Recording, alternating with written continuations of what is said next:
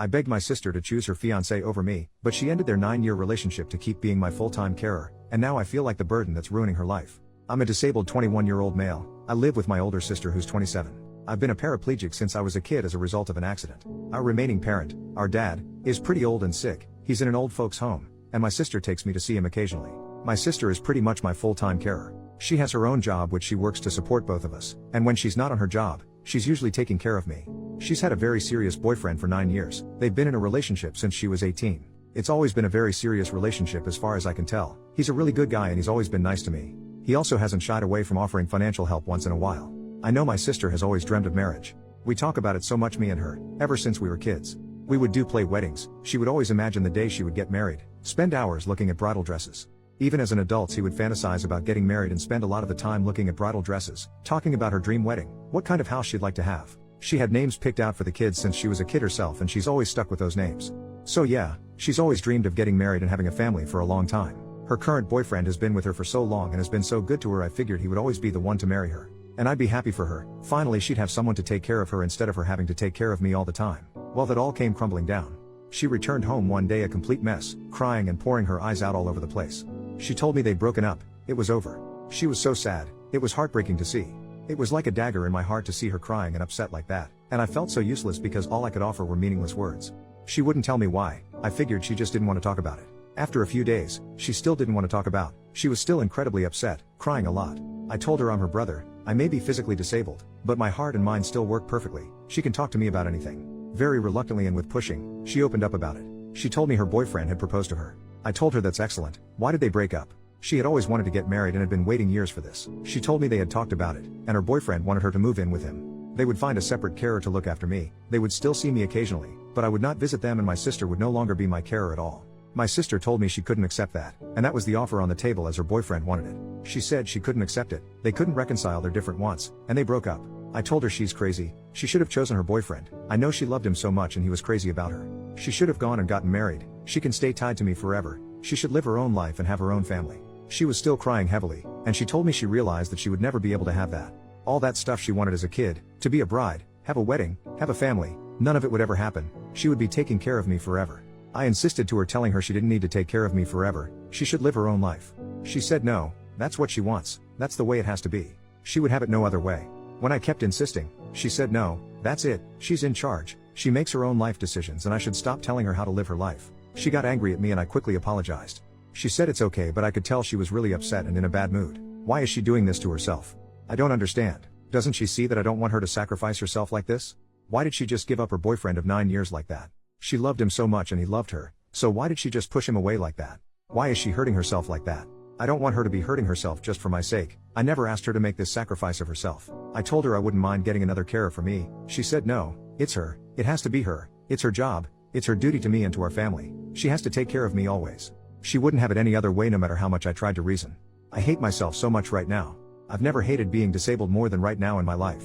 I feel like a baby or something, like a useless animal. I feel like a ball and chain, like a burden tying her down to the ground and preventing her from living her own life. All I want her to do is to be happy and live her life and be happy and beautiful on her wedding day like she's always wanted, not stuck forever taking care of her disabled brother. I wish I could just die to free her of her burden. I'd be lying if I said I hadn't seriously considered just taking my life so she could finally be free and pursue her own life. I'm not just saying that either. I'm serious. I know she'd mourn me for a while, even a few years, but after that she'd move on and get married and live her life like she's always wanted. It might be the only way she ever knows true happiness. I tried to convince her, but she seems determined to bog herself down like this. I don't understand. She's not being reasonable. She's not looking out for what's best for herself. Why is she doing this? How can I get her to focus on herself and her own life? Please guys, help me out. How can I talk some sense into her? How can I convince her to put her needs ahead of my own and to go focus on her life mainly so she can live the life she's always wanted instead of being chained down to me? How can I convince her of this? Please help. I feel so desperate and sad for her. Update, 2 days later. Okay, so this is an update to the post I made 2 nights ago.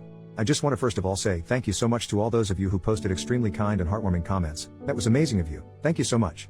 I'm also feeling much better now. I understand things much clearer and talked it over with my sister. It seems I was confused and in the heat of the moment there was a lot of misunderstanding. I have talked it all over with my sister, and we are both feeling much better and brighter now, and we agree things may have turned out for the best. I now realize, after my sister explained it to me, that he was not right for her, even though they had been together so long. I guess the length of their relationship had left me with a false impression. Firstly, as my sister explained it, it seems he didn't say I couldn't visit at all, as I had thought she meant. but that I just couldn't visit whenever I wanted to. They'd set times and schedules for when I could visit to ensure I wasn't over all the time interrupting and interfering with their lives. However, it seems my sister didn't like this at all. She said she realized her boyfriend had a problem with me, and wanted to place some distance between her and me, and she wasn't okay with that at all.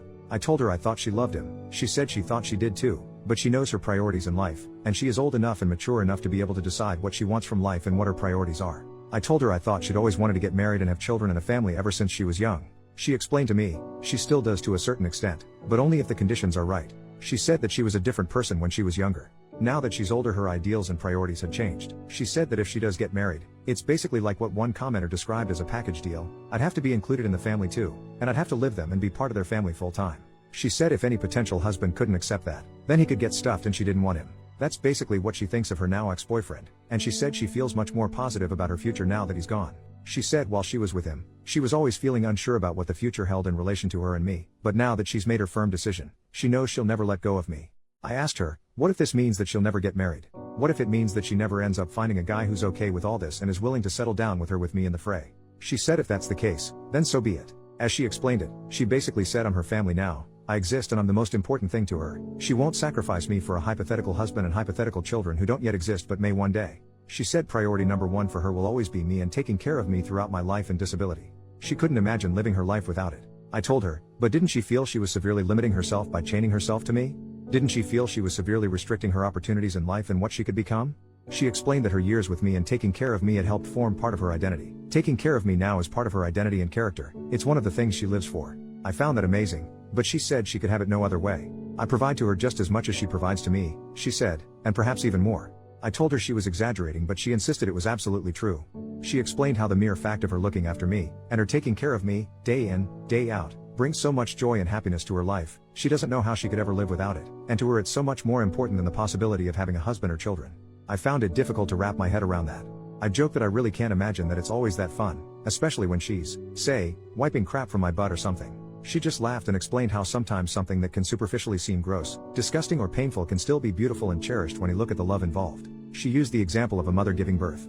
After 9 months of sickness and swollen body, she has her body ripped open, there's blood everywhere, screaming and crying, and it's the most intense physical pain of her life. But at the end of it all, it's still beautiful because it's an act of love and she endures all that pain to bring to life someone whom she will love forever.